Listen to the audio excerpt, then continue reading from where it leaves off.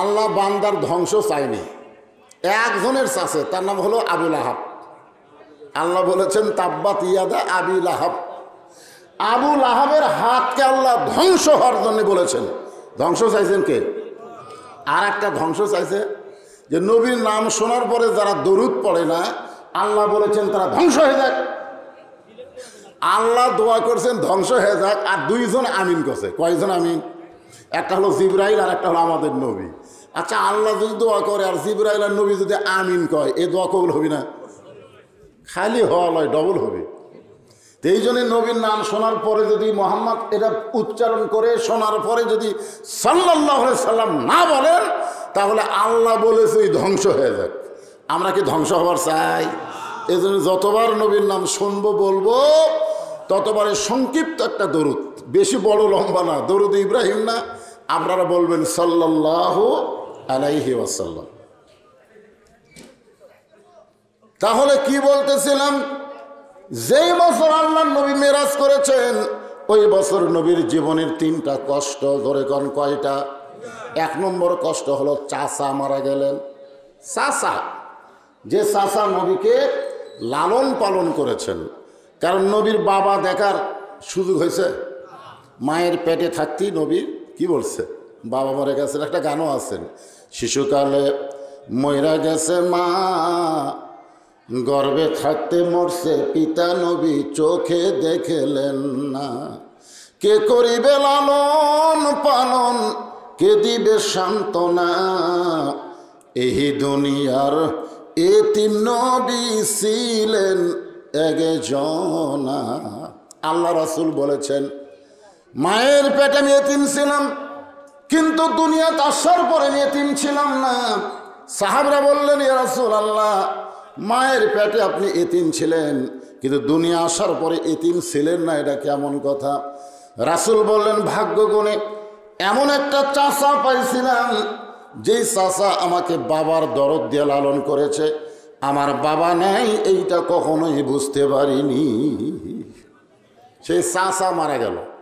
চাচা দুনিয়ার থেকে বিদায় নেওয়ার কিছুদিন পরেই নবীর দরদের বিবি খাদিজা দুনিয়া থেকে বিদায় নিলেন। প্রত্যেকটা বিবি হলো আদরের, আর একটা বিবি হলো দরদের। সুবহানাল্লাহ। আপনারা কি জানেন, নবীর জীবনে যতদিন মা খাদিজা জীবিত ছিলেন ততদিন রাসূল দ্বিতীয় কোনো বিয়ে করেননি।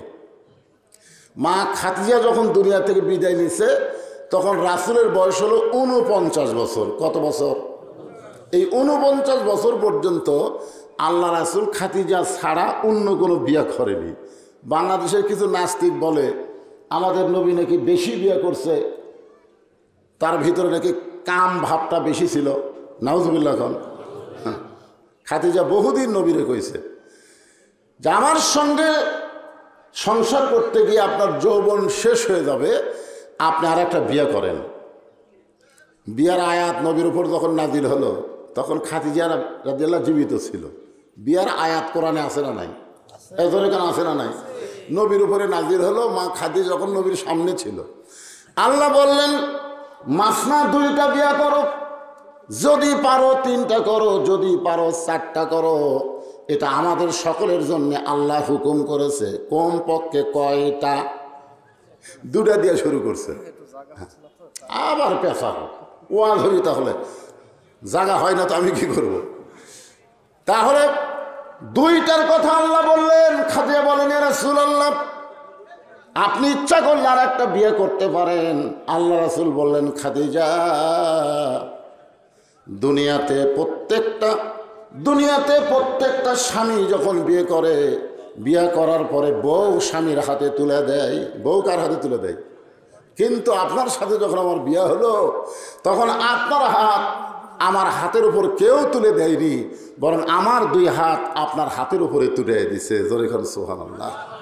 আবু তালেব বললেন, মা, খাদিজাকে বলতেছে, মা, আমার এতিমটারে তোমার হাতে তুলে দিলাম মা। এমন দরদ দিয়ে নবীকে লালন পালন করেছেন। আল্লাহর নবী বলেন, সর্বপ্রথম আমাকে নবী বলে যিনি স্বীকার করেছেন, সেই মহিয়সী নারীর নাম হলো খাদিজা। নিজের স্বামীকে নবী বলা আপনারা কি মনে করতেছেন? চারটিখানির কথা। নিজের স্বামী, আমি তো বুঝতেছি আমার বউ আমাকে হুজুরই কয় না। হ্যাঁ, বহুদিন কইছি হুজুর করলে 500 টাকা, খালি কবা হুজুর কয় না, খালি হাসে। না হাসো কেন? বলে হাসার কারণ হলো হুজুর হওয়া সহজ না। আমার বইয়ের কাছে আমি হুজুরে হওয়ার পারিনি, আর খাদিজার কাছে আমাদের নবী সর্বপ্রথম, ধরে কোন সুবহানাল্লাহ, তিনি নবী বলে স্বীকৃতি দিয়েছেন। সঙ্গে সঙ্গে আল্লাহ তাআলা একটা আয়াত নাজিল করলেন। মা খাদিজা যখন ঈমান গ্রহণ করলেন, তখন আল্লাহ তাআলা কোরআনে আয়াত নাজিল করে বললেন, লাকাদ কানা লাকুম ফি রাসূলিল্লাহি উসওয়াতুন হাসানা।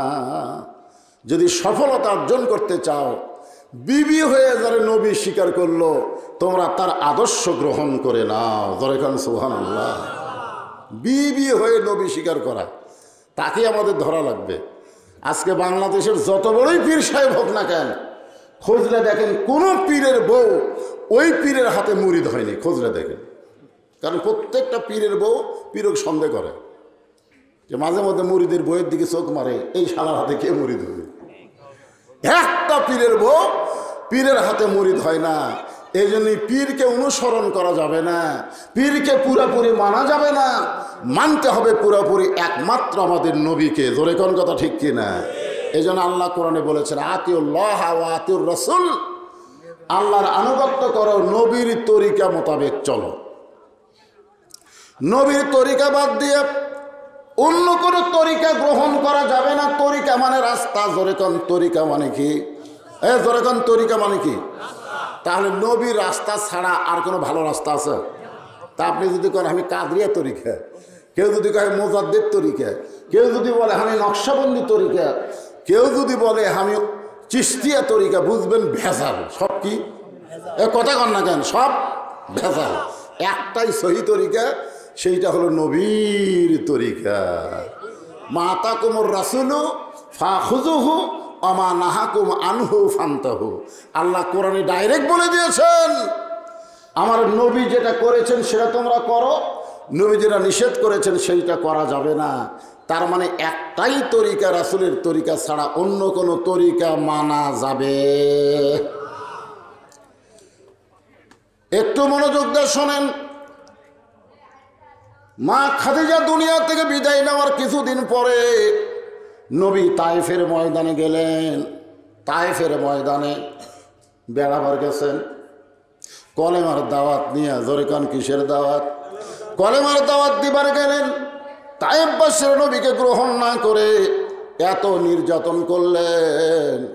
নবীর সঙ্গে একজন ছিল যার নাম হলো যায়েদ। তার নাম কি?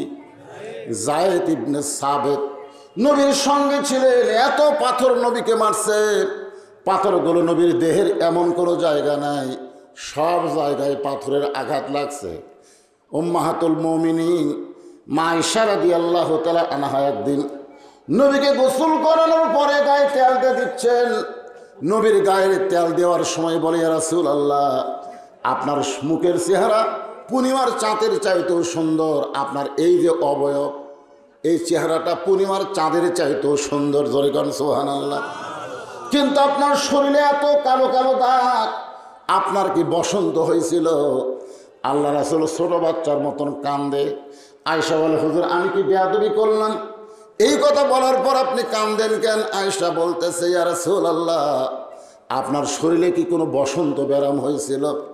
আল্লাহ রাসূল বলে, আয়েশা রে, কোনো বসন্ত ব্যারাম হয় নাই, বরং তায়েফবাসী আমাকে এত পাথর মারছে যে পাথরের দাগগুলো আমার শরীরের মধ্যে এখনো বিদ্ধ রয়েছে।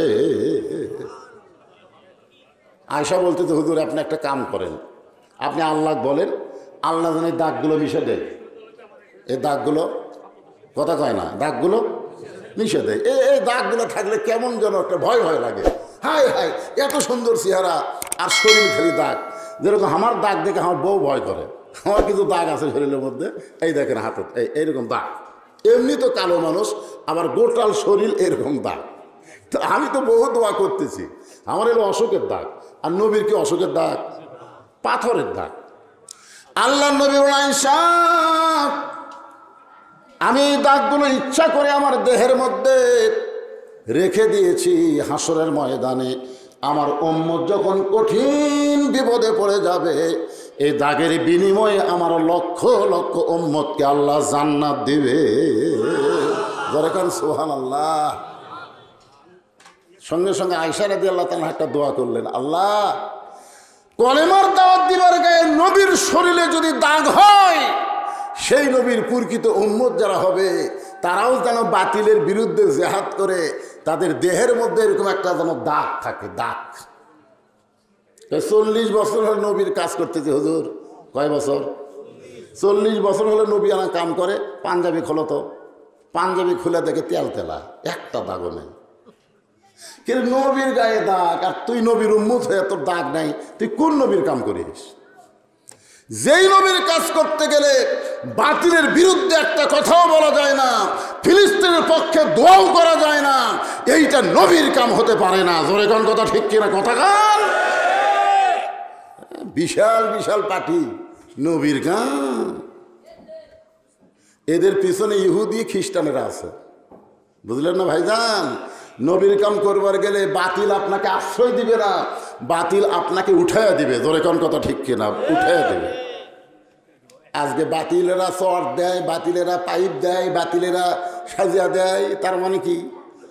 আর আখেরে মনাজাতে সুদারু ঘুষারু যতগুলো বেনামাজি আছে সব জায়গায় আল্লাহুম্মা আমিন।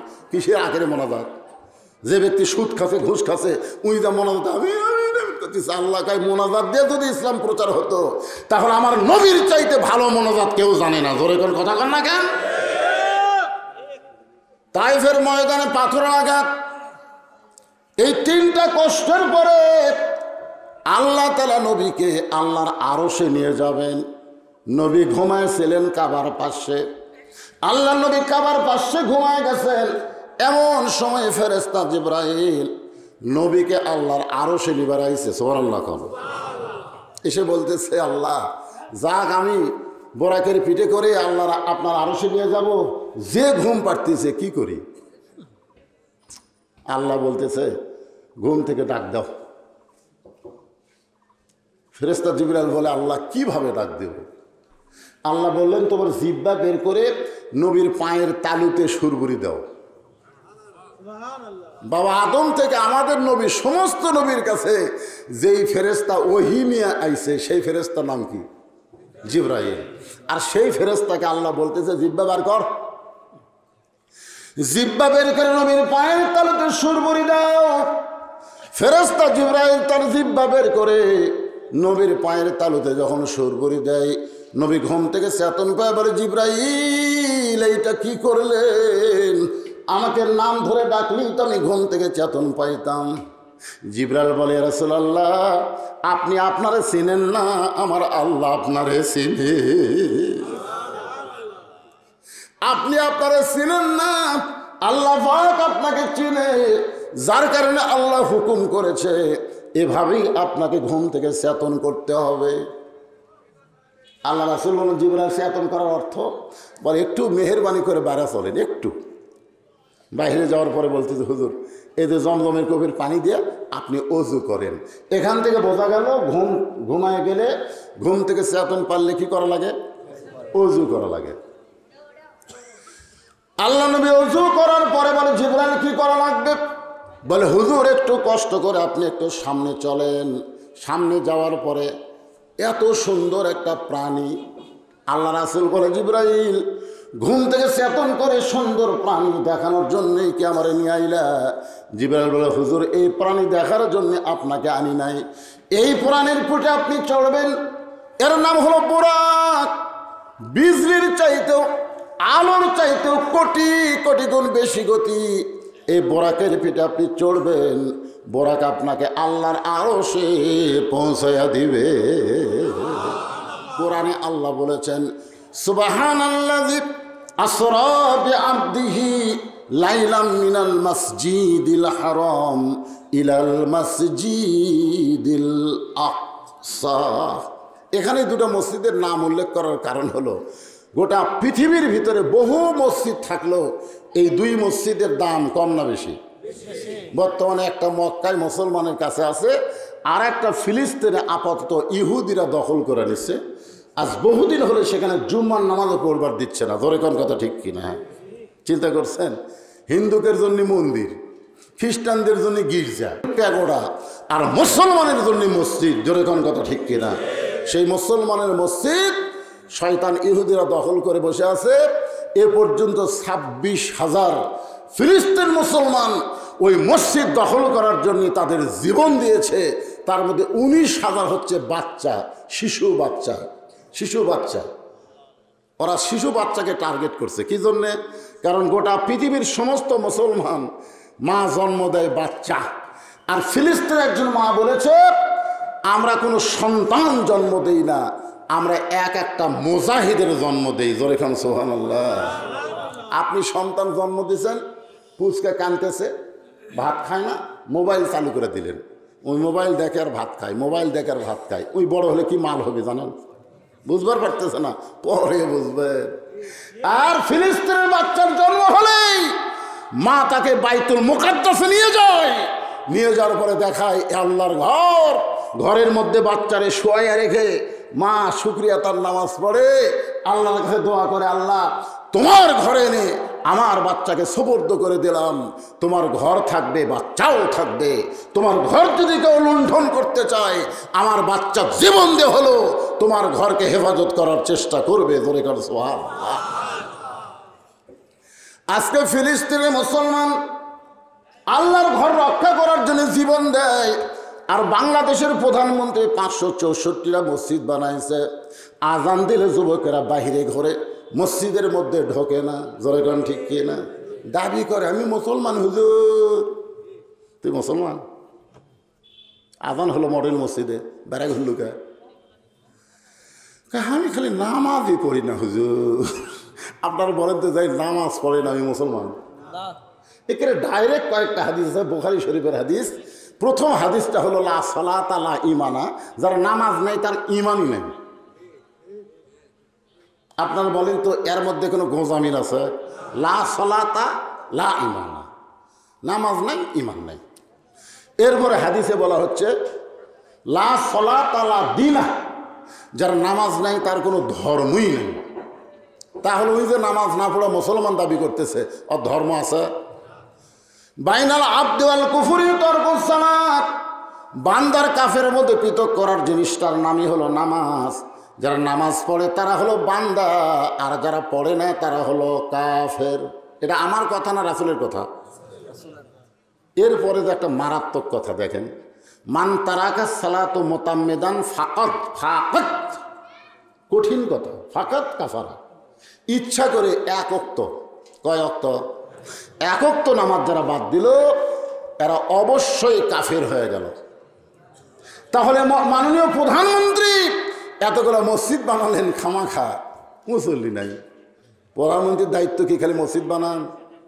প্রধানমন্ত্রীর দায়িত্ব কি খালি মসজিদ বানান? অনেক নেতারা বলে, এখনকার বক্তারা বর্তমান সরকারের সমালোচনা করে, এখানে সমালোচনার কথা নাই তো।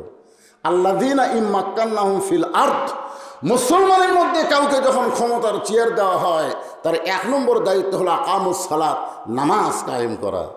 আজান দেওয়ার পরে যারা মসজিদের বাহিরে ঘরে, বাংলাদেশের সবচাইতে বড় জালেম কারা? আজান দেওয়ার পরে যারা নামাজ পড়ে না, এদের চাইতে বড় জালেম আর কেউ আছে? এ কথা কন না কেন? তো সেই জালেমদের 5 হাত পিটন দেওয়া লাগবে। এখনকার পুলিশেরা আলেম ধরে, আলেম না ধরে ওই জালিমগুলো ধরো তো, যারা নামাজ পড়তে দিতে না, ওই জালিমক ধরা দরকার আছে। কথা কন, ধরা ধরে নিয়ে যে ঘরের মধ্যে কাপড় খুলে পাশার উপরে 10টা করে বাড়ি যদি দেয়, এক তো নামাজ না পড়লে 10 বাড়ি, সরকারের আইন। আমাদের নামাজের ওয়াজ করা লাগবে। কিন্তু বর্তমান প্রধানমন্ত্রী খালি মসজিদ বানালো। একটু মনোযোগ দিয়ে শুনবেন। আল্লাহর নবী বোরাকের কাছে গিয়া বোরাকের গায়ে হাত দিলেন, নবীর চোখ দিয়ে দর দর করে পানি পড়তেছে। ফেরেশতা জিবরাইল বলে, ইয়া রাসূলুল্লাহ, এত সুন্দর বোরাক, এইটা দেখার পরে আপনি কাঁদেন কেন? হুজুর, আপনার কি বোরাক পছন্দ হয় নাই? নবী বলতেছে জিবরাইল তুমি কইলা বোরাকের পিঠে চললে বোরাক আমাকে আল্লাহর আরশে পৌঁছায় দিবে। এ কথা শোনার পর আমার 30,000 বছরের পুল সিরাতের কথা বারবার মনে হয়। এই কথা শোনার পরে 30,000 বছর পুল সিরাতের রাস্তা অতিক্রম করতে বাংলাদেশের সময়ে কত হাজার? 30,000 বছর লাগবে। এই যমুনা সেতুর মতন, এই পদ্মা সেতুর মতন কিন্তু এরকম ওসার না। এই চুলের চাইতেও চিকন, খুরের চাইতেও ধার। যে পুল সিরাতের নিচে 7টা জাহান্নাম। জোরে কোন কয়টা জাহান্নাম? হায় হায় রে! এইটা পার হবার গেলে অধিকাংশই শতকরা 100 জনই প্রায় আমাকে যে চরিত্র আর যে আমল কেটে পুরে জাহান্নাম ডুবে শেষ। আল্লাহ নবী বলেন জিবরাইল এই বোরাক দেখার পরে আমার 30,000 বছরের পুল সিরাতের কথা মনে হয়। ফেরেশতা জিবরাইল বলে ইয়া রাসূলুল্লাহ আপনি হলেন আল্লাহর দোস্ত, আপনি পুল সিরাতের টেনশন কেন করতেছেন? সঙ্গে সঙ্গে নবী বলে জিবরাইল আমি নবী আমার জন্যে না, আমি নবী হলাম আমার উম্মতের জন্যে। সাল্লাল্লাহু আলাইহি। আমি নবী কার জন্যে? আমার জন্যে। হযরত বেলাল বললেন হুজুর আপনি যখন কবরে যাবেন তখন মুনকার নাকির আপনার কয় প্রশ্ন করবে? তা আল্লাহ রাসূল বলে বেলাল তোমার কি ধারণা? বেলাল বলে হুজুর আপনার 2টা করবে। তো রাসূল বলেন কোনটা বাদ দিবে? বেলাল বলতেছে আমার নবীকা এই প্রশ্ন আপনার করবে না, কারণ আপনি তো নবী, আপনাকে এই প্রশ্ন করবে। রাসূল কানলেন, বললেন দেখো তোমাদের ভাগ্য কত ভালো, তোমাদের নবী আছে, আর আমার ভাগ্য এত খারাপ আমার কোনো নবী নাই।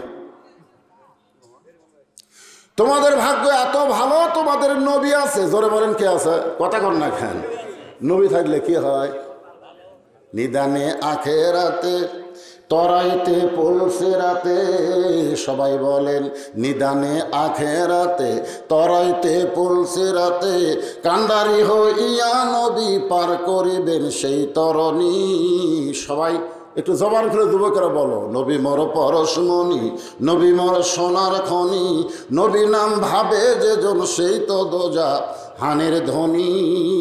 এরপরে একটা গানের মধ্যে বলা হচ্ছে আসেন আমার মুক্তার, আসেন আমার ব্যারিস্টার, সেই বিচারের হাইকোর্টেতে তিনি আমায় করবেন পার, আমি পাপী রাসূল জাবিন্দার। কোনো টেনশন আছে? কোনো টেনশন আছে? আল্লাহ রাসূল বলেছেন শুধু ঈমান নিয়ে মর। দুনিয়াতে যত পাপ করো রে আমার উম্মত তোমাদের কোনো টেনশন নাই, যত পাপ করো কোনো টেনশন নাই।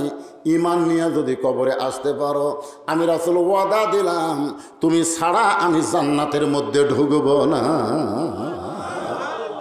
তাহলে যা করেন করেন, অসুবিধা নেই, যা ইচ্ছা তাই করেন, কিন্তু মরার সময় এখন মরার সময় ঈমান নিয়ে কারা মরবার পারবে? পাইকারি হারে সবাই নাকি?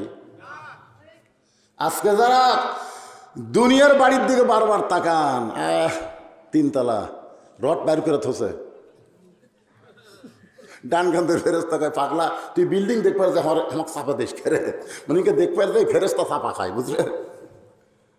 বাম কান থেকে ফেরেস্তা কয় ওকে একটা চর দে, চর দিয়ে কবর দেখাতো, কবর দেখায় সারা কবর দেখে না বিল্ডিং দেখে। এরকম আছে না? কথা কন না কেন? কবর দেখবেন, কবর কবর না দেখে বিল্ডিং যারা দেখে এরা মরার সময় ঈমান নিয়ে মরতে পারবে না। দুনিয়ার চিন্তা করতে করতে ওর জীবন যাবে। জোরে কোন কথা? ঠিক কথা কয়? মারাত্মক কথা, মরার সময় ঈমান নিয়ে যদি মরবার চাই, যে আলোচনাটা করতেছে একটু মনোযোগ দিয়ে শুনতে হবে ভাইজান, কারণ দিন গেলেই রাতটা আসতেছে, আমাদের ভাগ্যের রাত। আল্লাহর নবীকে আল্লাহ নিয়ে গেছেন ভাগ্য গুণে, সেই নবী হলো আমাদের নবী। জোরে কোন সুবহানাল্লাহ। আমাদের নবীর সম্মান মানে আমাদের সম্মান। আল্লাহ বলেছেন ওরা ফায়না লেখা জিকরাক, ওগো নবী আপনাকে আমি সবার উপর সম্মান দিয়েছি। নবী বলে আল্লাহ এই সম্মান আমি আমার উম্মতকে দিয়ে দিলাম। আল্লাহ রাসূল বললেন বেলাল মানুষ কবরে গেলে তাকে মুনকির নাকির 3টা প্রশ্ন করবে। কয়টা? কিন্তু আমি যদি কবরে না যাই তাহলে কয়টা করবে? সমস্ত সাহাবীরা চুপ করছে। কিন্তু হুজুর কি কয়? হুজুর যেটা কথা এটাই ঠিক। সব নবী মরে গেলেও আমাদের নবী মরে নাই। এটা ইমানের আকিদার ব্যাপার। ইসলামের আলো জ্বালায়া দিয়া নবী শুইয়া আসেন সোনার মদিনায়। সবাই বলে ইসলামের পতাকা উড়ায়া দিয়া নবী ঘুমায়া আসেন সোনার মদিনায়। আপনি যখনই দরুদ পড়লেন ফেরেশতারা নিয়ে গিয়ে মদিনাত বলতেছে, হুজুর এই যে মঠ গ্রামে আপনার এই উম্মত এইটা কোনোদিন আপনাকে দেখেনি, আপনার নাম শুনে দরুদ পড়লো। দরুদগুলো জমালেন তো, কারণ এত ওজন এই দরুদের, আমরা ফেরেশতারা ঢোয়াবার পারতেছি না। হুজুর এত ওজন জমালেন। আল্লাহ রাসূল কয় কোনো নেকি লাগবি না রে, আমার কাছে যে দরুদ জমা আছে এই দরুদ খালি নেকির পাল্লায় তুলে দিব, আমার উম্মতের সবগুলো জান্নাতে চলে যাবে। জোরে করে সুবহানাল্লাহ। এই জন্য সবার ভাগ্যে দরুদ পড়াও হয় না। আজকে দরুদ নিয়েও কতগুলো ফতুয়াবাজি করে। জোরে কোন কথা ঠিক কিনা? আল্লাহর বান্দার একটু মনোযোগ দেন। ফেরেশতা জিবরাইল বলে, রাসূলুল্লাহ আপনি কি বলতেছেন? আল্লাহ নবী বলেন, জিবরাইল এমন করে একটা বোরাক আমার আল্লাহ যদি আমার গুনাহগার উম্মতকে দিত, আমি বোরাকের পিঠে উঠতে শান্তি পাইতাম। কি নবী রে, বোরাকের পিঠে চড়বি তো আমাকে বলেনি।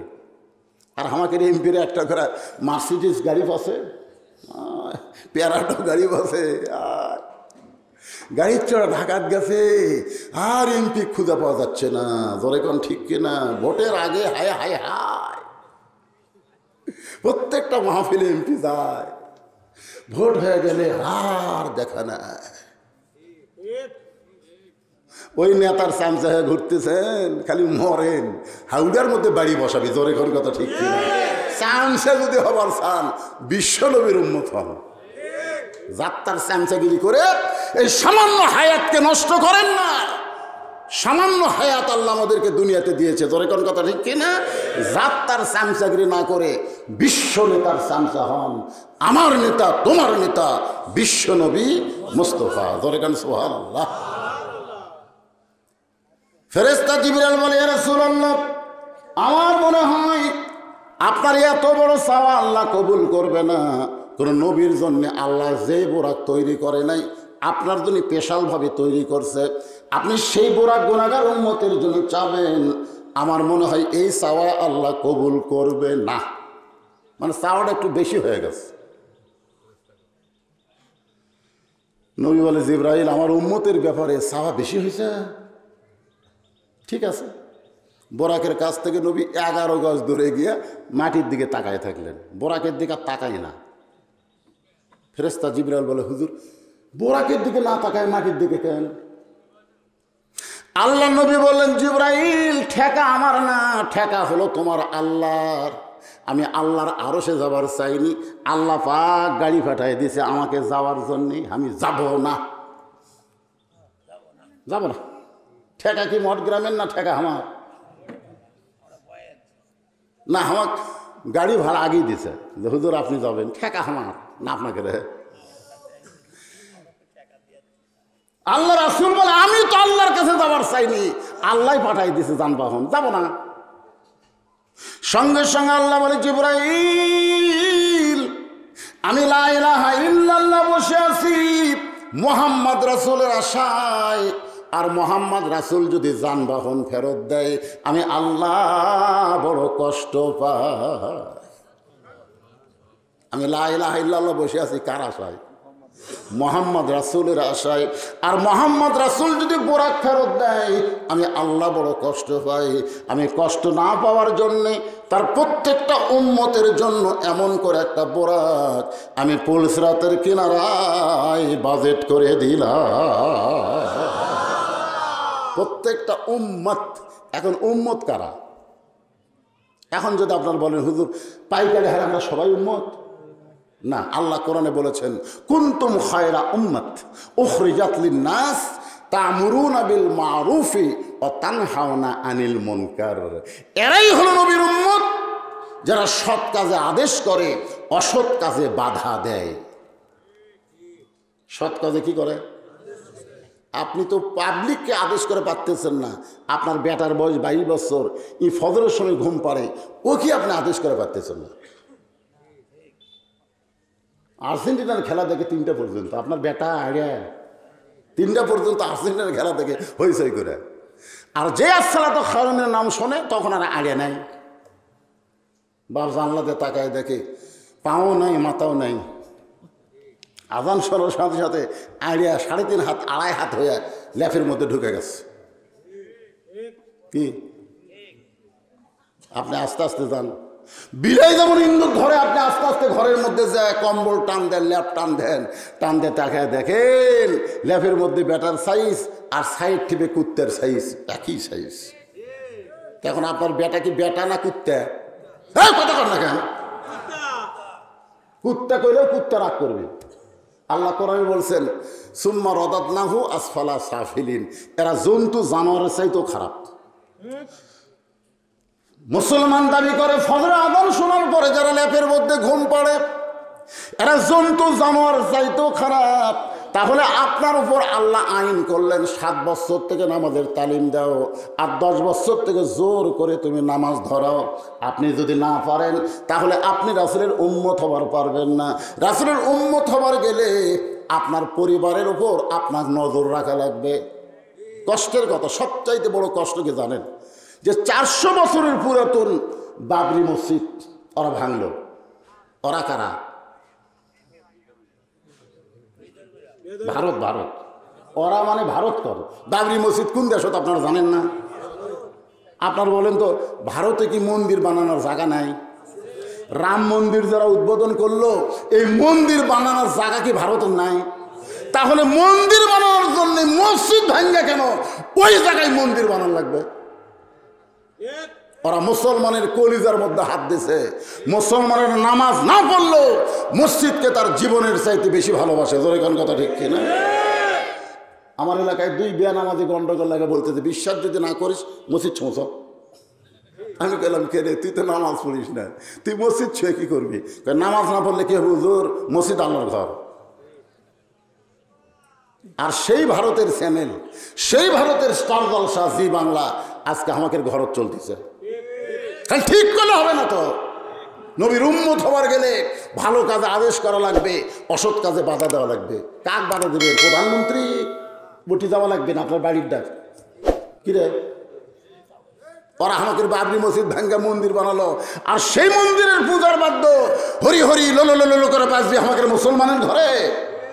স্টার জলসা জি বাংলা লাথি দিয়া বাংলাদেশ থেকে বাইর করে দিব। ধরে কোন কথা কন না কেন? কথা কন না কেন? আপনি যদি আপনার বউকে এদো ওয়াজ শুনবার আছে, ভাক্কা করবার আছে, সব এরা ফাতেমার ওয়াজ শুনবি, একটাও মানবি না। খালি আমাকে হুজুর যাই করেন আর তাই করেন, ফাতেমার একটা টান দিবি। এত ওয়াজ শোনার পরে এরা স্টার জলসা ছাড়ে না। ও দোষ ওর কেনা, দোষ হলো আমাকে। প্রত্যেকটা স্বামীকে আমি অনুরোধ করতেছি, ভারত আমাকে কলজার মধ্যে হাত ঢুকেছে। জোরে কোন কথা ঠিক কিনা? ওদের কোনো চ্যানেল আমাকে ঘরের মধ্যে চলবি। ভারতের কোনো পণ্য, ভারতের কোনো পণ্য, ভারতের কোনো জিনিস আমাকে ঘরত উঠবেই। কথা কন না কেন? কথা কন না কেন? রে এত জায়গা পুরো আছে তোরকে, সেই জায়গার তোরা মন্দির না বানায় 400 বছরের পুরাতন বাবরি মসজিদ ভাঙ্গা তোরা মসজিদ বানার লাগবে। তার মানে বোঝা গেল এরা মুসলমানকে কিছুই মনে করে না। জোরে কোন কথা ঠিক কিনা? আল্লাহর বান্দার একটু মনোযোগ দেন। প্রত্যেকটা উম্মতের জন্য একটা করে বোরাক আল্লাহ তাআলা বাজেট করে দিয়েছে। খালি এইবারে আমরা চলবো বলছেন, লাভ দেওয়া চলবো বোরাকের পিঠে, আর বোরাক সাত করে একেবারে জান্নাতুল ফেরদাউসের দরজার যা ব্রেক করবে। কারণ বিশ্বনবীর উম্মতকে আল্লাহ যেমন তেমন জান্নাত দেবে না, যে জান্নাত দেবে তার নাম হলো জান্নাতুল ফেরদাউস। আল্লাহ রাসূল বলেছেন, যখন জান্নাত চাবা খবরদার অন্য জান্নাত যেন চাই না। কারণ আমি আমার উম্মতকে নিয়ে অন্য কোনো জান্নাতে ঢুকবোই না, সবাইকে নিয়ে ঢুকবো জান্নাতুল ফেরদাউস। জোরে কোন সুবহানাল্লাহ। সেই বোরাকের পিঠে যদি আমরা চড়তে চাই, একটু মনোযোগ দিয়ে শোনেন। আল্লাহর নবী বোরাকের পিঠে চললেন, বোরাকের উড়ে যাবে, বোরাক উড়ে যাবে, কিন্তু বোরাক হাঁটিয়া যায়।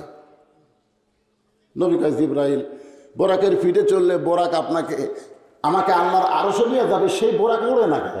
আরশ তো উপরে। তো বলতে যে হুজুর একটা কাম বাকি আছে। বলে সেটা কি কাম? বলে একটু নামেন। এখনই তো বোরাকের পিঠে চললাম, এটা কোন জায়গা? এইটা হলো বাইতুল মুকাদ্দাস হুজুর। হাই হাই, এই উঠতেই বাইতুল মুকাদ্দাস, এইখানে কি করা লাগবে? বলে এইখানে আপনার ইমামতিতে 2 রাকাত নামাজ হবে। সুবহানাল্লাহ বলেন। আল্লাহ রাসূলকে সাহাবেরা জিজ্ঞাসা করলো, হুজুর বাইতুল্লাহ আর বাইতুল মুকাদ্দাস এই দুইটার মধ্যে দাম বেশি কার? একটা আছে মক্কাত, একটা আছে ফিলিস্তিনি, এই দুটার মধ্যে দাম বেশি কার? তা আল্লাহ রাসূল বললেন বাইতুল্লাহর দাম বেশি আর বাইতুল মুকাদ্দাসের সম্মান বেশি। আপনারা বলেন তো দাম আর সম্মানের মধ্যে কি তফাৎ? এ ভাই মন খারাপ করছেন? দাম আর সম্মান এই দুইটার মধ্যে তফাৎ কি? কিন্তু আপনাকে ইমামের সম্মান বেশি। কারণ এমপি যদি আপনাদের গ্রামে জুম্মার দিনে আসে, একটা মুসল্লিও কবি না, এমপি সাহেব একটু খুতবা দেন তো। একজন কবি মসজিদে একটাই মাত্র চেয়ার, সে চেয়ার কি এমপির জন্যই না ইমামের জন্যে? সবাই বলতেছে এমপি সাহেব সামনে কাতারে বসেন, আসো সামনে বসেন। আর ইমাম সাহেব চেয়ারত বসেন। ইমাম চেয়ারত বসে পা অঙ্কে ঝুলে দেয়, ওয়াজ করতেছে। আল্লাহ কাই কেরে নেতা, দেখ কার দাম বেশি, কার সম্মান বেশি। এমপির দাম আছে কিন্তু ইমামের সম্মান বেশি। বাইতুল্লাহর দাম বেশি, বাইতুল মুকাদ্দাসের সম্মান বেশি। সাহাবীরা জিজ্ঞাসা করলেন, এ রাসূলুল্লাহ বাইতুল্লাহর দাম বেশি হওয়ার কারণ কি? আল্লাহর নবী বললেন, বাইতুল্লাহ বরাবর আর একটা ঘর আছে, সে ঘরের নাম হলো বাইতুল মামুর। এই যে বাইতুল্লাহ, এখান থেকে উপর দিকে তাকাও, ইয়ানজুরু বি নূরিল্লাহ, তোমাদের যদি নূরের চোখ থাকে তাহলে দেখবা চতুর্থ আসমানের উপরে আর একটা একেবারে কাবা ঘরের মতোই আর একটা ঘর আছে, তার নাম হলো বাইতুল মামুর। আর বাইতুল মামুর বরাবর আর একটা ঘর আছে, সেই ঘরের নাম হলো আল্লাহর আরশ। জোরে কোন সুবহানাল্লাহ। একেবারে আরশ বরাবর বাইতুল মামুর, বাইতুল মামুর বরাবর হলো বর্তমানের কাবা। এই জন্য বাইতুল্লাহর দাম বেশি আর বাইতুল মুকাদ্দাসের সম্মান বেশি হওয়ার কারণ হলো বাইতুল্লাহর মধ্যে সমস্ত নবী রাসূল নামাজ পড়ে নাই, কিন্তু বাইতুল মুকাদ্দাসের ভিতরে আমার ইমামতিতে সমস্ত নবী রাসূল নামাজ পড়েছে।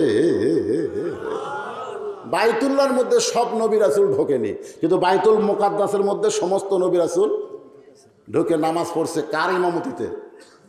আমাদের নবীর ইমামতিতে নামাজ পড়লেন। 2 রাকাত নামাজ, 2 রাকাত নামাজ আদায় করলেন। বাইতুল মুকাদ্দাসের মধ্যে সমস্ত নবী রাসূল 2 রাকাত নামাজ পড়ে যে সওয়াব পাইছে, ইজা নুদিয়া লিস-সালা মিন ইয়াউমিল জুমআ ফাসাউ ইলা যিকরিল্লাহ। কোন আল্লাহর বান্দা জুমার নামাজ যদি মসজিদে এই আয়াত অনুযায়ী পড়ে, তাহলে বাইতুল মুকাদ্দাসের সমান সওয়াব আল্লাহ তাকে দান করে। এই আয়াত অনুযায়ী পড়া লাগবে। এখানে কি বলা হচ্ছে? ইজা নুদিয়া লিস-সালা মিন ইয়াউমিল জুমআ ফাসাউ ইলা যিকরিল্লাহ। আমাদের বাংলাদেশে এরা পড়তেছে আয়াত অনুযায়ী, একেবারে সবার শেষে যাবি, সবার আগে বাড়াবে। 5 ওয়াক্ত তো পড়েই না, জুম্মার দিনে যায় তাও মশাল নিয়ে, সবার শেষে যায়, যে নতুন স্যান্ডেলের কাছে পুরাতন স্যান্ডেল থয়, আবার সবার আগে বের হয়ে নতুন পাওয়াত দিয়ে চলতেছে মরদ। ধরা পড়লে বলবি বদল হচ্ছে ভাই, বদল হচ্ছে ভাই, চাপাত মারা লাগবি। সব তোর জীবনে কোনোদিন দেখলাম না তুই নতুন থিয়া পুরাতন নিয়ে গেলি। যতবার বদল, পুরান থিয়া নতুন নিয়ে যাওয়া। এরা আসলে নামাজে না। আল্লাহ বলেছেন ফাওয়াইলুল লিল মুসাল্লিন, এরা হলো নামাজের নামে মস্করা ঠাট্টাকারী। ওয়াইল নামক জাহান্নাম, এই জুমার নামাজে যারা শেষে যে আগে বার হয়, এদেরকে আল্লাহ খুশি হয়ে দিবি, যা যা। আপনারা এইরকম যদি কেউ থাকেন, আজ থেকে এই আয়াতের দিকে খেয়াল করবেন। বাইতুল মুকাদ্দাসের মধ্যে নবী 2 রাকাত নামাজ পড়াছে, সমস্ত নবী রাসূল ইক্তেদা করেছেন। ওই নামাজের যে সওয়াব, একই সমান সওয়াব আপনি এই আয়াত অনুযায়ী যদি জুমার নামাজ আদায় করেন, আল্লাহ আপনাকে দিয়ে দিবে। জোরে কান সুবহানাল্লাহ। আল্লাহ নবী সিঁড়ি পাইলেন, ওই সিঁড়ি দিয়ে আল্লাহর আরশে গেলেন। আল্লাহ রাসূল জান্নাত দেখলেন, জাহান্নাম দেখলেন। জান্নাতের মধ্যে গিয়ে দেখেন নবী কতগুলো বাবা হাও মাও করে কাঁদতেছে। জাহান্নামের মধ্যে নবী দেখলেন কতগুলো বাবা মুচকি মুচকি হাসতেছে। নবী চমকে গিয়ে বলে, ভাই জিবরাইল, এই জাহান্নামের মধ্যে যারা কাঁদতেছে হাসতেছে এরা কারা? আর জান্নাতের মধ্যে যারা কাঁদতেছে এরা কারা? জান্নাতের মধ্যে মানুষ আনন্দ করবে, সেই জান্নাতের মধ্যেই কাঁদতেছে। আর জাহান্নামের মধ্যে মানুষ কষ্টে কাঁদবে, সেখানে হাসতেছে কারণ কি? জিবরাইল বলে, রাসূলুল্লাহ, এই জান্নাতের মধ্যে যারা কাঁদতেছে এরা হলো ওই বাবা যারা নেক আমল করে জান্নাতি হবে, কিন্তু সন্তানদের কারণে আল্লাহ তাআলা তাদের কাছ থেকে জান্নাত কাড়িয়ে নিয়ে আবার জাহান্নাম দিবে। কারণ দুনিয়াতে নামাজ পড়েছে, রোজা করেছে, সব কিছু ইবাদত করেছে, কিন্তু সন্তানকে মানুষ করতে পারে নাই, সন্তানকে সঠিক শিক্ষা দেওয়ার পারে নাই, সন্তানকে নৈতিকতার শিক্ষা দেয় নাই, সন্তানকে মঠগ্রাম প্রাইমারি ভর্তি করে দিছে, কিন্তু মঠগ্রাম মাদ্রাসা দেয়নি। একই গ্রামে প্রাইমারিও আছে, মাদ্রাসাও আছে, নাই? এরকম নাই? যেরকম আছে না নাই? 6 বছর বয়সের বাচ্চাকে আপনি মাদ্রাসার উপর দেয় হাঁটিয়ে দেয় প্রাইমারি ভর্তি করে দিলেন। আপনার বাচ্চাকে একটা বই দিল, সে বইয়ের মধ্যে লেখা আছে, এক ডোম বা গোডম ঘোড়া ডোম সাজে ঢাকা ঢোলক ঝাঁঝর বাজে, ব্যস্তে ব্যস্তে চললো ঢুলি, ঢুলি গেল কমলা ফুলি। আপনার বাচ্চা কি পড়তেছে? আপনার সন্তান কি পড়তেছে? ময়না। আর ওইটাকে যদি ওই প্রাইমারি না দিয়ে এইখানে ভর্তি করে দেন, তাহলে ওর হাতে এমন একটা কিতাব দেওয়া হবে, যেই কিতাব ধরবার গেলে আগে পেশাব করান শিখান লাগবে। আগে কিতাব আগে ওটি যায় কিভাবে পায়জামা খোলা লাগবে, কীভাবে লুঙ্গি তোলা লাগবে। আর মাদের সাথে আমি হুজুর করে দেখি তো, কোনো ছাত্র ভর্তি হলে আগে পেশাব খানা দিয়ে আসে।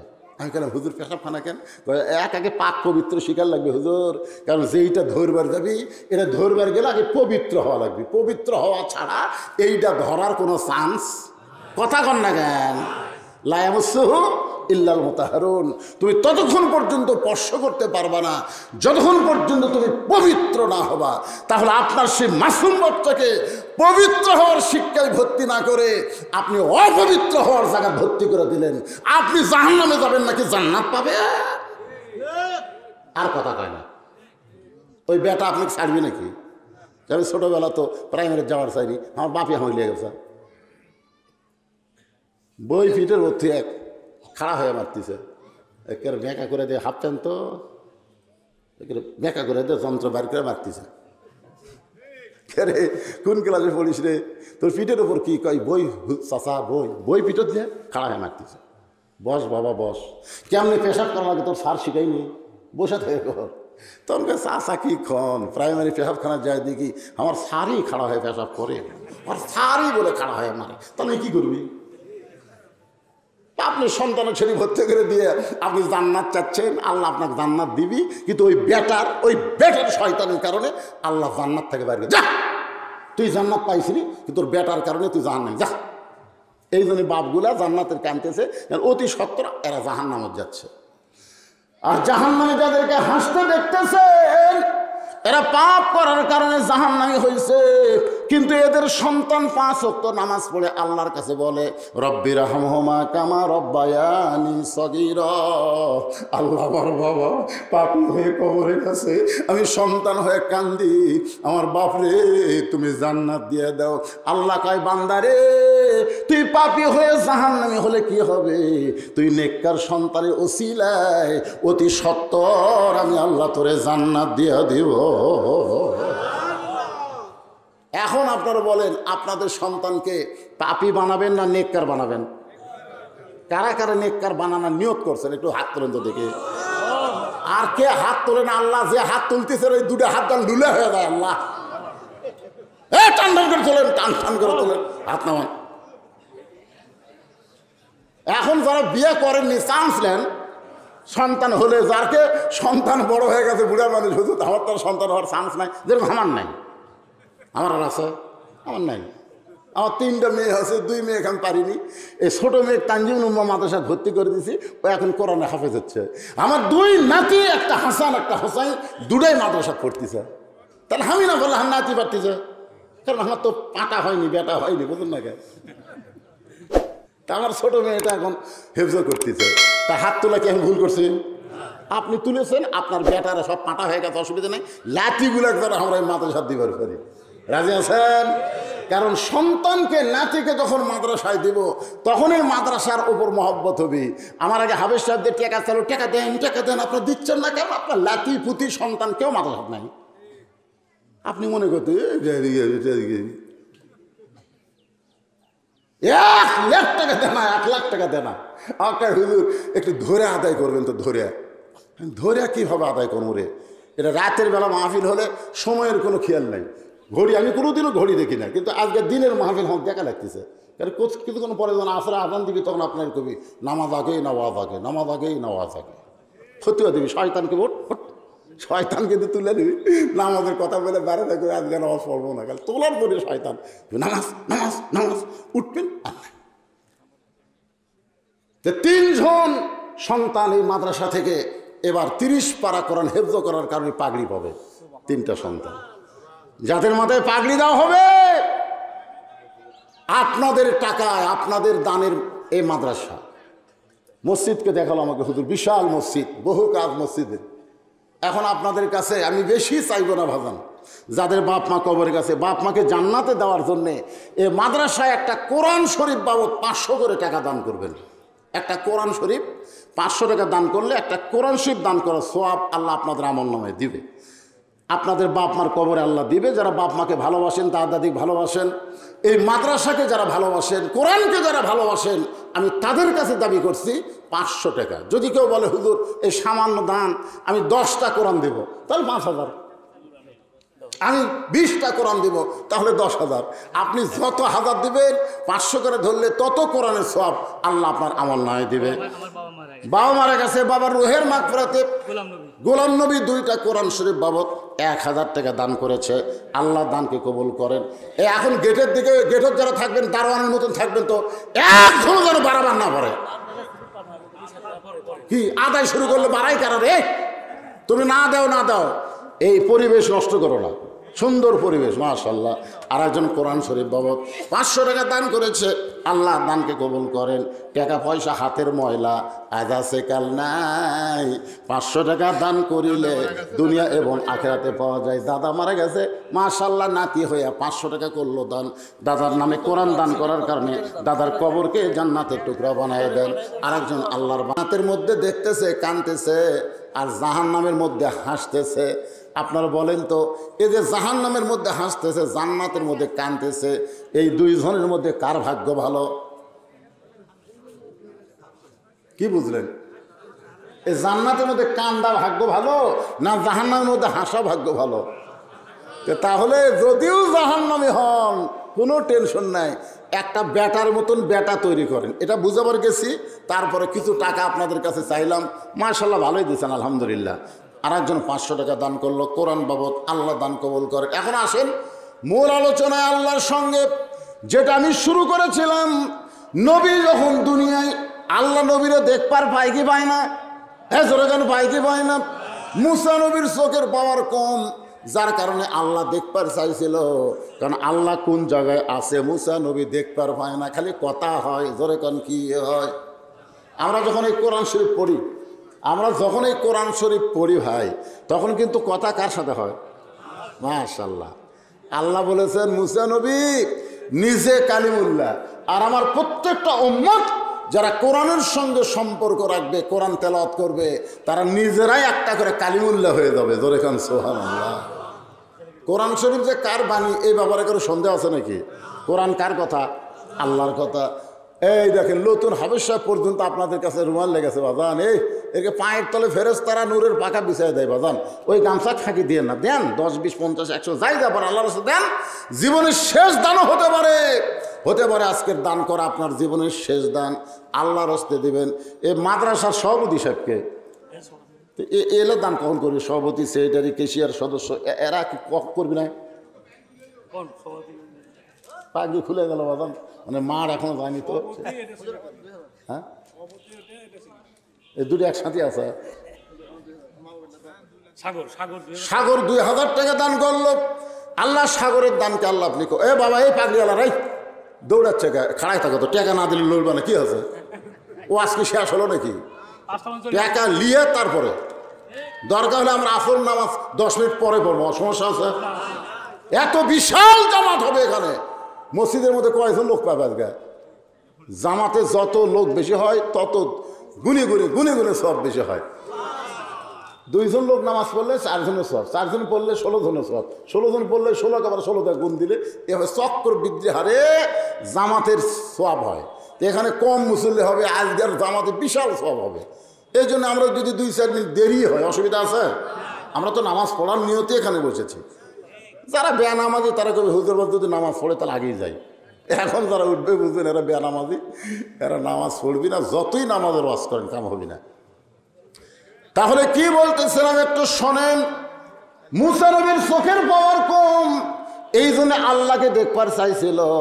আল্লাহ বলেছেন সম্ভব না। এখন বলেন আল্লাহর চোখের পাওয়ার কি কম? আমি আপনি যেখানে আছি আল্লাহ কি দেখবার পায়? তাহলে যারা 10টা ভোট দিয়েছেন, একলা হয়ে 10টা ভোট দিয়েছেন, একলাই 10টা, ধরে এখন কয়টা? আমি মনে করছি যে কেউ দেখেনি রে, আমার কেউ দেখেনি রে। আজকে তারা বলেন তো ওরা ধরা খাসে। আল্লাহ কবি বাংলাদেশের নিয়ম হলো এক বাপের বেটা একটা ভোট দিবি। তুই একলাই 10টা ভোট দিল, তোর বাপ কয়টা রে? তোমার 2 কান্দে 2 মোহরে লেখিতেছেন ডায়েরি, দলিল দেখে রায় দিবে, টাকা পয়সার নাই কারবার। সবাই বলেন আছেন আমার মুক্তার, আছেন আমার ব্যারিস্টার, সেই বিচারের হাইকোর্টেতে তিনি আমায় করবেন পার। আমি পাপী, তিনি জামিনদার। তাহলে আমরা এখানে বসে আছি, আল্লাহ দেখবার পাই কি পায় না? তারপরে 5 বার মসজিদে আমরা যাই, আল্লাহর ঘরের ভিতরে। কারণটা কি? একটু মনোযোগ দিয়ে শোনেন। আমার আল্লাহ তাআলা নবীকে আরশে নিয়ে গেলেন। আরশে একটা জায়গায় গিয়ে ফেরেশতা জিবরাইল আটকে গেল। ফেরেশতা জিবরাইল কি মনে করছে জানেন? আজও পর্যন্ত শুধু আমাদের নবী ছাড়া এখন পর্যন্ত আল্লাহরে কেউ দেখবার পায়নি। এতে বলে না আবু হানিফা এতবার আল্লাহ দেখছে, ইমাম মালিক এতবার, এরা সব ভুয়া কথা। এগুলোর কথার কোনো দলিল নাই। যেরকম কি নাই? হ্যাঁ, একজনই শুধু আল্লাহরে দেখছে, আল্লাহ দেখা দিছে বলে। তিনি হচ্ছেন ভাগ্যগুণে আমাকে নবী। সুবহানাল্লাহ বলেন। আমাকে নবী নিজের যোগ্যতাই দেখেনি, আল্লাহ দেখা দিছে। তো কেন দিল সেইটাই তো বুঝাচ্ছি আমি।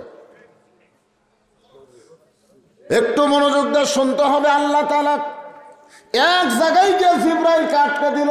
কারণ জিবরাইল মনে মনে চিন্তা করছিল নবীর ওসিলায় যদি আল্লাহর সাথে মেরাজ হয়। কিন্তু একটা জায়গায় গিয়ে আল্লাহ বলল, জিবরাইল ব্রেক, আর সামনে পা বাড়ায় না। জিবরাইল, আমি আল্লাহ 70,000 নূরের পর্দা, সেই পর্দা পাড়ি দেওয়ার মতন যোগ্যতা তোমার নাই। তোমার নূরের পর্দার যে পাওয়ার, সেই পাওয়ারে তোমার অস্তিত্ব পুড়ে হবে ছাই।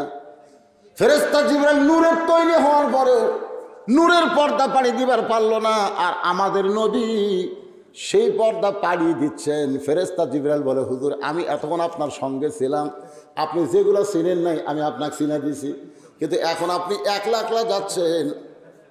যাওয়ার সময় যেখানে আমি যাওয়ার পারতেছি না, সেখানে আপনি একলা যাচ্ছেন। ওই জমজমের কূপের পানিতে ওযু করার সময় আপনার পায়ে যে জুতা আছে, ওই জুতাটুকু খোলেন। কারণ মুসা নবী তুর পর্বতে আল্লাহর সঙ্গে দেখা করবার গেছিল। আল্লাহ বলে, মুসা আমার সঙ্গে কথা বলতে গেলে পায়ের জুতা খোলা লাগবে। মুসা নবীর জুতা খোলার কথা মনে ছিল না, এই জন্য আল্লাহ বললেন, মুসা জুতা খুলে আমার সঙ্গে কথা বলো। আর আপনি আল্লাহর সঙ্গে দেখা করবার যাচ্ছেন, আপনি জুতাটা খোলেন। আমি আপনার সাথে আর থাকতে পারলাম না, এ কারণেই যখন বলতেছে জুতা খোলেন, সঙ্গে সঙ্গে নবী আমার বলে, জিবরাইল আল্লাহর প্রেমে পাগল হইয়া আল্লাহর আরশে যাচ্ছি, জুতা খোলার কথা আমার মনেই নাই।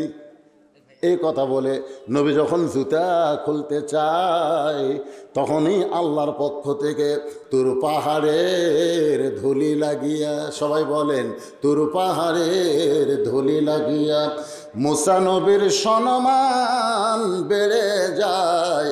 আর নূর নবীজির জুতার ধুলায় আল্লাহর আরশ ধন্য। আল্লাহর সঙ্গে নবীর সাক্ষাৎ হলো, মেরাজ হলো। আল্লাহ তার নবীকে 5 ওয়াক্ত নামাজ দিল, 5 ওয়াক্ত নামাজ দিল। নবীর মনটা বড় ভার। আল্লাহ বলে, হাবিব গো, আপনার মনটা ভার কেন? 5 ওয়াক্ত নামাজ দিলাম, এই নামাজ পাওয়ার পরে আপনি মনটা ভার করলেন। নবী ডাক দেয়া বলে, আল্লাহ, আমি এখান থেকে যাওয়ার পরে যদি কোনো উম্মত আমাকে প্রশ্ন করে, হুজুর আপনি নবী হয়ে মেরাজ করলেন, আল্লাহর সঙ্গে সাক্ষাৎ করলেন, কিন্তু আমাদের ভাগ্যে হলো না। আমি নবী নিজের জন্যে না, আমি নবী হলাম আমার উম্মতের জন্যে। আল্লাহ বলে, হাবিব রে, বোরাকের পিঠে চড়ে আপনি আমার আরশে আইছেন, কিন্তু আপনার উম্মতেরা আমার সঙ্গে যদি মেরাজ করতে চায় তাহলে দৈনিক 5 বার মিরাজ হবে। আনতাবুদুল্লাহ কান্নাকা তারাহু ফাইল্লাম তাকুন তারাহু ফাইন্নাহু ইয়ারাকা। আপনি ঘোষণা করে দিবেন, আসসালাতু মিরাজুল মুমিনিন। জোরে গান সুবহানাল্লাহ। এই জন্য যারা 5 ওয়াক্ত নামাজ একবার ধরে, আপনি যতই চেষ্টা করেন ওর কাছ থেকে সব নিবার পারবেন, কিন্তু নামাজ নিবার পারবেন না। পারবেন? পারবেন? আপনারা যারা নামাজ ধরেছেন বলেন তো, একদিন এশার নামাজ না পড়ে যদি বিছনায় ঘুমাতে চান, আপনার চোখে ঘুম ধরবে? একদিন একটু টেস্ট করে দেখেন তো কি হয়। হবে না, ধরবেই না যতক্ষণ নামাজ আপনি আদায় না করবেন। এই নামাজই পারে মানুষকে যাবতীয় খারাপি থেকে বাঁচায় দিতে। আল্লাহ কোরআনে বলেছেন, ইন্নাস সালাতা তানহানিল ফাহশাই ওয়াল মুনকার। একমাত্র নামাজই পারে মানুষকে যাবতীয় খারাপি থেকে বাঁচায় দিতে। আপনার ছেলেটাকে যে 4G মোবাইল কিনে দিয়েছেন, এখন সবচাইতে ছেলেদের জন্য সবচাইতে মহা বিপদ হচ্ছে মোবাইল। জোরেকার নাম কি? কথা কয় না। ও যদি 5 ওয়াক্ত নামাজ পড়ে তাহলে আপনার টেনশন নেই। আপনার ছেলে এরকম মোবাইল নিয়ে ঘুরুক, যদি 5 ওয়াক্ত নামাজ পড়ে তাহলে আপনার কোনো টেনশন কেন নাই? কারণ নামাজই পারে যাবতীয় অশ্লীলতা খারাপি থেকে বাঁচাই দিতে। তার মানে কোনো দিনও খারাপ কিছু দেখবার যাবে না। খারাপ কিছু দেখবার গেলেই অরিমান বলবি, পারে পাগলা দরজা বন্ধ করলে কি হবে রে, আল্লাহ দেখতেছে। পারবে না। যারা 5 ওয়াক্ত নামাজ ধরছে এর কাছে আল্লাহ খারাপই কেড়ে নিছে। তাহলে আপনার চেষ্টা করা লাগবে, আপনার সন্তানকে যেমন করেই হোক 5 ওয়াক্ত নামাজ ধরাতে হবে। জোরে কোন কথা ঠিক কিনা? 5 ওয়াক্ত। এই মেরাজের গুরুত্বই হলো নামাজ। মেরাজের গুরুত্ব কি? নামাজ। আল্লাহর সঙ্গে মিলন হওয়ার একমাত্র ইবাদতের নাম হলো নামাজ। হাদিস আছে বিস্তারিত, হুজুরে কলব ব্যতীত করছেন কালেও নামাজ তোর হয় না। হাদিস আছে বিস্তারিত, হুজুরি কলব ব্যতীত করছেন কালেও নামাজ তোর হবে না। তবে কেন গাও জোয়ারি, মানুষকে দেখাও নামাজ পড়ি, ও তোমার সিদ্ধ বীজে সুফসল ফলে না। আজও কেন আল্লাহর নামাজ ধরতে পারলা না? অধিকাংশ মানুষ নামাজ পড়ে আল্লাহর জন্য পড়ে না নিজের জন্য পড়ে, না মেম্বার চেয়ারম্যান হওয়ার জন্য পড়ে, না জনগণকে ধোকা দেওয়ার জন্য পড়ে। এগুলোও কিন্তু আল্লাহ দেখে। ধরে কোন কথা ঠিক কিনা? কতগুলো জামাই শ্বশুর বাড়িতে গেলে বাধ্য হয়ে নামাজ পড়ে, না পড়লে শ্বশুর কবি কেরে, আমি হাজি মানুষ আর আমার জামাই নামাজ পড়ে না। বউ ঘুটাই যাও, যাও নামাজ যাও, বোঝো না আব্বা মরে গেলে 3 বিঘা জমি পাবে, যাও। এরকম আছে না নাই? আমার কেউ চেয়ারম্যানের দাঁড়ায় একদিনই আসরের নামাজ 4 বার। যেটি 10 জন লোক দেখে সেটি বলে আগে নামাজ, আগে নামাজ। তার মানে কি বুঝলেন? ওই আসল নামাজি। আমাদের বাংলাদেশে যারা শুক্রবার দিন নামাজ পড়ে এরাও সব বেয়া নামাজি, এরা কিন্তু নামাজি না, দেখাবার যায়। আমি যাচ্ছি মসজিদে, যাওয়ার সাইজ দেখলে বোঝা যায় যে আল্লাহর সঙ্গে দেখা করে যাচ্ছে না শয়তান অকটানে টেনে আস্তে আস্তে নিয়ে যাওয়াচ্ছে, বোঝা লাগবে তো। মসজিদে গেলে কার সঙ্গে দেখা হবে? মসজিদ কার ঘর? প্রধানমন্ত্রীর ঘর, প্রেসিডেন্টের ঘর, এমপির ঘর, এক একটা ঘর আছে না নাই? ওটা কার ঘর? বারে প্রধানমন্ত্রীর ঘর রে। ওটা হলো সংসদের অমুকের ঘর, ওর অমুকের ঘর, আর মসজিদ কার ঘর? তা আল্লাহর ঘরে যাচ্ছেন, ইয়ার কি মারতেছে? প্রধানমন্ত্রীর ঘরে যান তো, যান, কি হয় আপনার ভিতর খেলে কাঁপ উঠবি, ওরে বাবরে একটু বেয়াদবি হলে। আছে না নাই? প্রধানমন্ত্রী সৈন্যবাহিনী আছে না নাই? আছে। কিন্তু ভাই যান, আল্লাহর কাছে যাচ্ছেন আপনি 5 বার। যারা বাকিতে দান করবেন তারা হ্যাঁ খাতা লিখে দেন। হ্যাঁ, খাতা আপনাদের কাছে গেছে। যদি কেউ বাকিতে দান করতে চান, 1 মণ 2 মণ ধান ইরি হলে দিবেন, বাজান 1 বস্তা 2 বস্তা সিমেন্ট দিবেন, মসজিদের কাজে লাগবে। যদি এরকম কেউ বাকিতে দিবার চান, ওই কাগজ লেগে গেছে আপনার, হ্যাঁ খাতা গেছে, আপনার লিখে দেন, লিখে দেন। এনাদের মাহফিল করার একটা উদ্দেশ্য আছে তো, আছে না নাই? 1 লাখ টাকা ঋণ আছে। আপনার যে 500 টাকার কয়টা লোড দিয়েছেন, কয় টাকা হবে? সভাপতি সব কিছু বলেন বারে।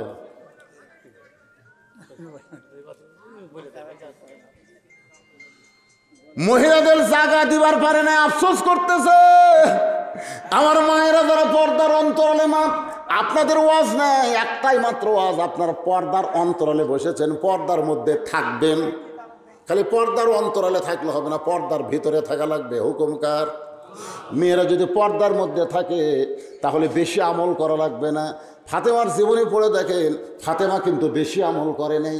আল্লাহ রাসূল বলে, ফাতেমা বেশি আমল করা লাগবে না, পর্দার মধ্যে থাকবা, আল্লাহ তোমার পর্দা কবুল করবে, ফাতেমার সঙ্গে আল্লাহ জান্নাত দিয়ে দিবে।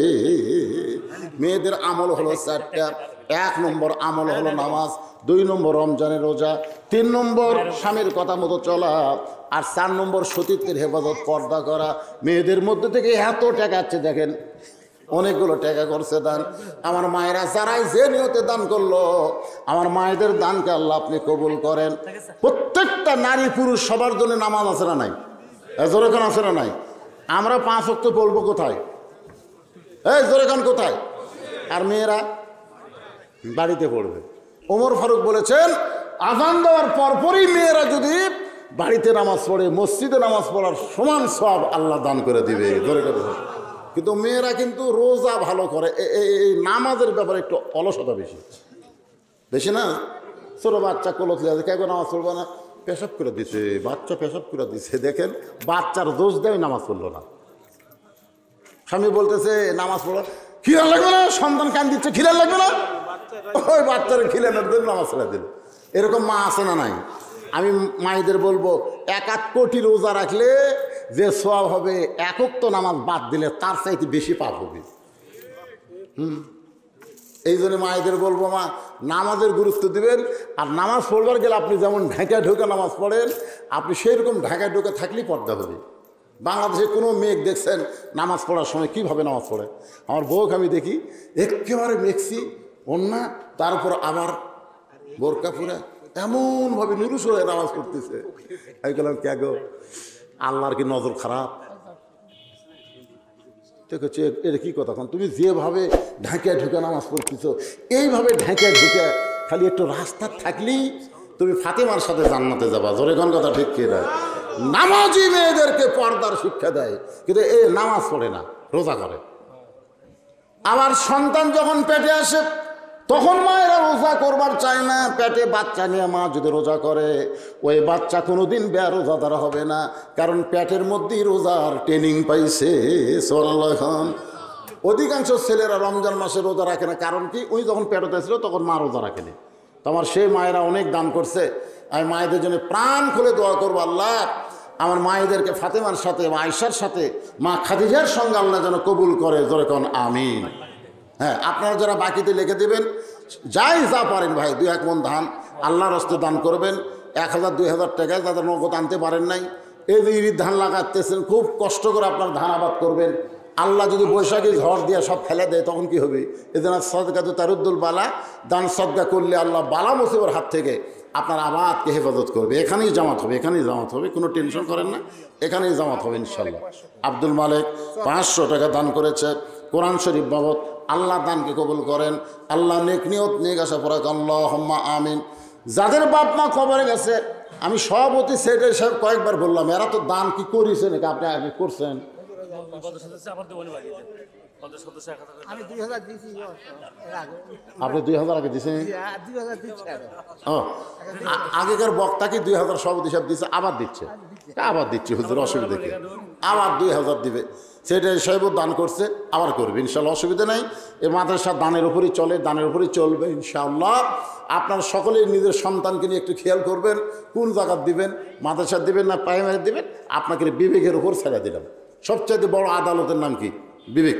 বিবেকের দিকে তাকায় দেখেন, আপনি যে কোনো মুহূর্তে মারা যাবেন, মরে যাওয়ার পরে আপনার ছেলে আপনার জানাজা যদি পড়াবার পারে, মাশাআল্লাহ মাশাআল্লাহ, জানাজা যদি পড়ার পরে, তাহলে আপনার জান্নাতে যাই তার কোনো সমস্যা নাই। আর পরের বেটার জানাজা নেবেন না নিজের বেটা করবে, এটা আপনার সিদ্ধান্ত নেবেন। সবাই বসেন, ইস্তেগফার পড়েন, সবাই বসেন বসেন। এইরকম অধৈর্য হলেও চলবে। মাদ্রাসার মাহফিল বাজান, আস্তাগফিরুল্লাহ পড়ে, আস্তাগফিরুল্লাহ রব্বি মিন কুল্লি জাম্মি ওয়া আতুবু ইলাইহি, আস্তাগফিরুল্লাহ রব্বি মিন কুল্লি জাম্মি ওয়া আতুবু ইলাইহি, লা হাওলা ওয়ালা কুওয়াতা ইল্লা বিল্লাহি। জি, নামাজ তবরক দেবেন নামাজের পরে, নামাজের আগে তবরক দেওয়া যাবে না। বেনামাজি সবগুলো চলে যাক, দরকার 2 প্যাকেট করে নামাজে দিবি, ধরে এখন ঠিক কিনা। কিন্তু নামাজই পড়ি না, ওরকম তবারক দেওয়া হবে। তবারক মানে কি? তাবারক বোঝেন? তাবারক হচ্ছে বরকতের খাবার। তাবারাকাল্লাযী বিয়াদিহিল মুলক। আমার শ্বশুরের জন্য আর আমার আব্বার জন্য, শ্বশুরের জন্য আর আব্বার জন্য, আর একটা মেয়ের জন্য।